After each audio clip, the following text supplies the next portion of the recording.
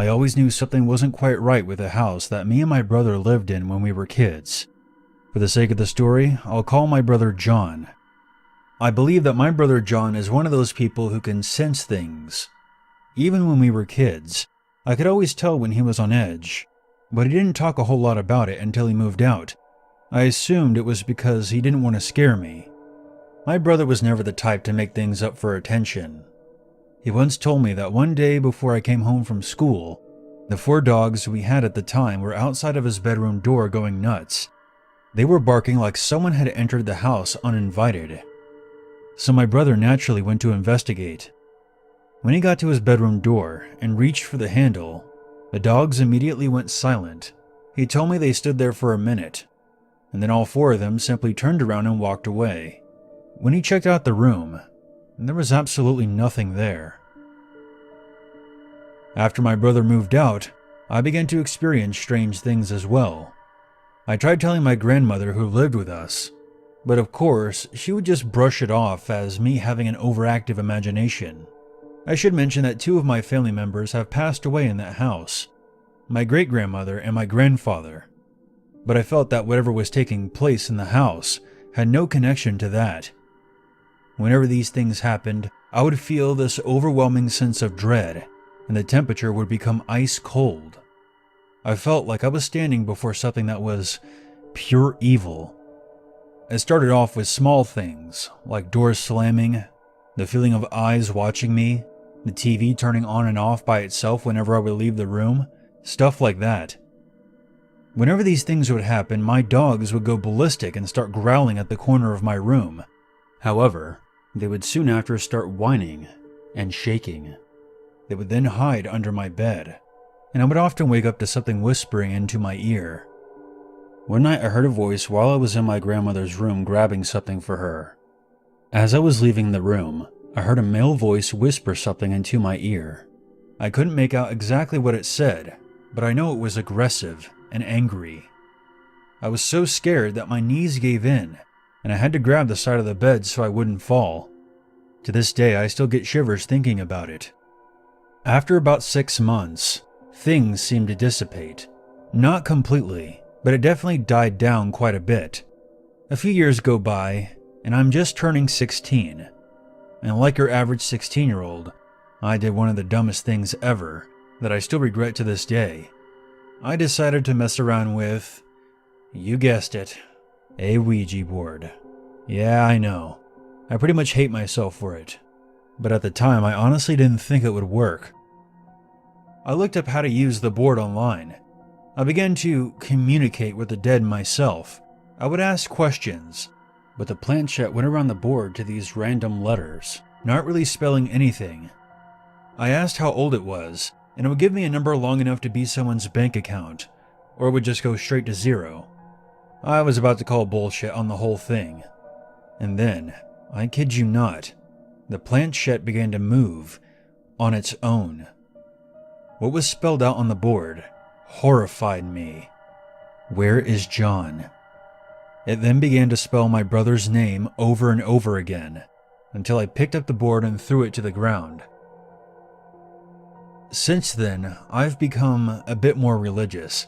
I pray to God for protection and for forgiveness for messing around with things I didn't fully understand. Thankfully, we ended up leaving that house, and I haven't seen or heard anything ever since. It turns out that John experienced a lot of the same things that I did. He would later tell me that he would often see a horribly disfigured man that would often appear to him in his nightmares. The man would stand by his bedside, staring daggers at him, while his face would melt away until there was nothing left but a skull. John believes that this was an apparition of whatever haunted our old house. I've done some research into this, but could find no history of a man being severely injured on our property. There was, however, a fire that broke out in the 1930s at a nearby factory. Several of the workers were burned to death, and many others were severely injured. That may or may not have something to do with it. Through my actions, I could have made things worse, and the thought of putting my family in any kind of danger kills me a little inside.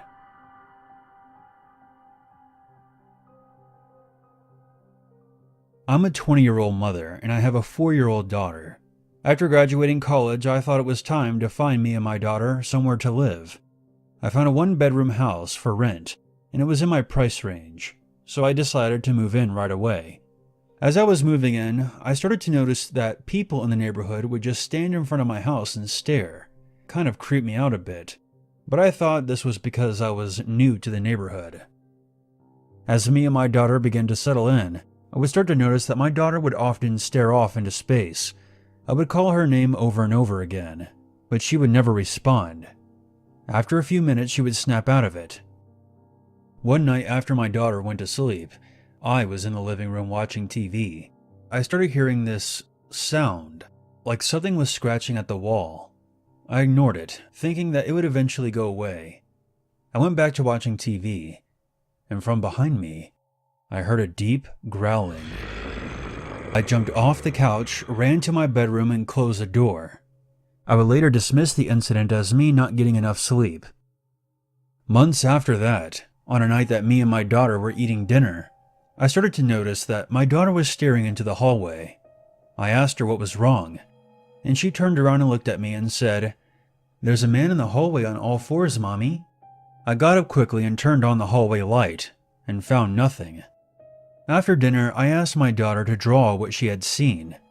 When she showed me the drawing, I almost dropped the paper.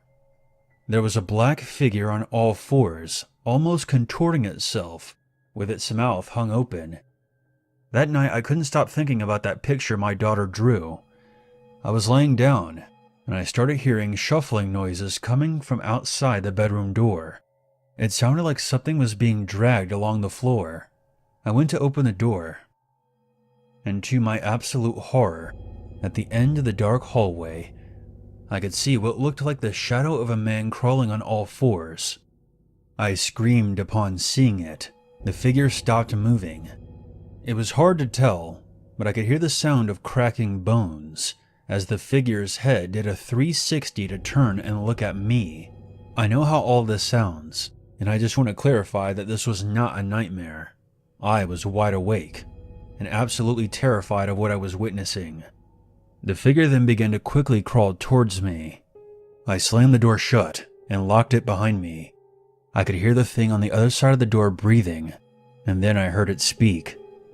"Get out of my house."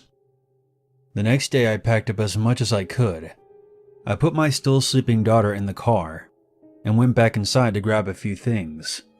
When I got what I needed and was heading back towards the front door, I began to hear that scratching sound again. I took one last look behind me. I saw something hanging from the ceiling in the far corner of the kitchen. It looked like someone was on all fours, facing upside down. I bolted out of the house as fast as I could and slammed the door behind me. As soon as I got back in my car, I drove straight to my mom's house. To this day, my daughter still has nightmares about that experience and has nicknamed the figure the Crawling Man. It turns out I wasn't the only person that left that house. There have been many renters that have experienced the same thing that me and my daughter did. It is widely believed that many years ago, a previous owner was involved with the occult and practiced witchcraft. The house has since become condemned and now sits abandoned, with all of its windows boarded up, and I have to say, that is probably for the best. To preface this story, I need to provide some background information. I had a fiancé named Ben, who committed suicide in January of 2017. That night, he and I had a fight, and he told me that things were over between us. Ben struggled with mental issues his whole life and would sometimes fly off the handle. I eventually convinced him to come over to my house so we could work things out, but he never showed. The police later informed me that Ben had shot himself around 1:30 a.m. This obviously destroyed me inside, and it also led to certain people blaming me for what happened, but that's a story for another time. For the rest of that year and into early 2018 was my grieving period. What happened was truly tragic. I spent many nights crying in my bed. It wasn't only painful for just me, but for Ben's family. Those of you who have been unfortunate enough to have a family member take their own life will know this kind of pain. But ultimately, at some point, you have to move on with your life.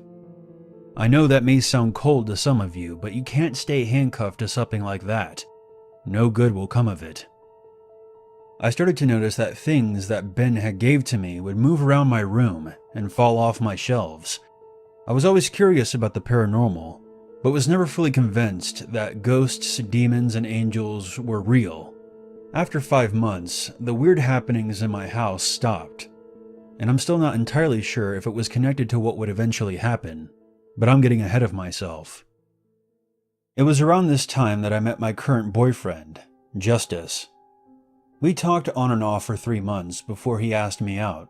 We would FaceTime each other at night, and he would sometimes say that he could see the shadow of someone standing behind me. And this was before I told him what happened to Ben. Whenever I would turn around and show him the spot, there would be nothing there. Things like that continued for a while. On the night of Ben's birthday, he was out of town with his parents. We talked for a while on the phone, and I told him I had to go, since I had work the next day. I wished him a happy birthday before hanging up. Shortly after going to sleep, I woke up in a panic. I could feel the presence of something in my room. I looked to my left and froze. Beside my bed, there was a black mass towering over me. It took a human-like shape, and I could see a pair of yellow eyes and long nails that extended from its hands. It leaned over me, and I could hear a demonic chuckle. It then spoke to me in a voice that caused every hair on my body to stand straight up. "How could you move on, princess? You said you'd rather die than live without me. Don't you love me?" I almost choked when I heard its voice. I could tell that it was Ben's voice. Ben would sometimes call me princess. "If I can't have you, no one can." I let out a sob, and the thing let out a loud laugh before it vanished into thin air. Once I was able to move, I shot straight out of my bed and ran for the bathroom and immediately vomited. After that night, I was sick for about 3 weeks straight. Everything eventually went back to normal. The only thing different was my anxiety. I figured that the experience was some kind of severe night terror, brought on by stress and grief. That was until recently. In January of this year, Justice and I moved to Missouri. It was a big change, but I figured that we should try to be independent and take a shot at having a normal life. I needed the change of scenery, and this was a big step for our relationship. The first night after we moved in, I woke up to my throat being a bit dry. I decided to go grab a drink of water from the kitchen. I made my way down the hallway, and right before I entered our kitchen, I was pushed back by an unseen force, and I fell to the ground. I quickly recovered from the fall and sat up, only to see the same pair of glowing yellow eyes. I heard Ben's distorted voice say, "I will be there when you die. I will show you hell." And like before, the eyes faded into the darkness. Naturally, I was afraid, but unlike most who experience these kind of things, I'm not going to allow it to control my life. I know it sounds crazy, and I know that many of you will say that this was all just in my head, but until you experience something like this yourself, you'll never fully understand. I honestly think that whatever this thing is has nothing to do with what happened to Ben. Rather, it uses Ben's voice to fuck with my head, to break me down, which I'm not going to allow. To those of you who have gone through or are experiencing something similar, I will say this: if you give in to fear, they win.